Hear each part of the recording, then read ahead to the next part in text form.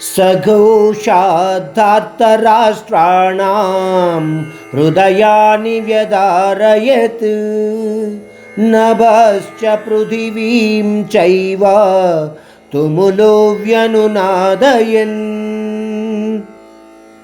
अथ व्यवस्थितान् दृष्ट्वा धार्तराष्ट्रान् कपिध्वजः प्रवृत्ते शस्त्रसम्पाते धनुरुद्यम्य पाण्डवः ऋषिकेशं तदा वाक्यम् इदमाह महीपते.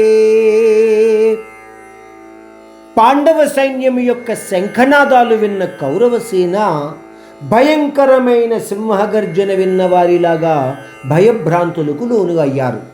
దీని తరువాత శ్లోకము ద్వారా యుద్ధ సంసిద్ధుడు అయిన అర్జునుడు ఋషికేశ అని సంబోధిస్తూ శ్రీకృష్ణుడితో మాట్లాడబోతున్నాడు అని సంజయుడు ధృతరాష్ట్రునికి తెలియచేశాడు.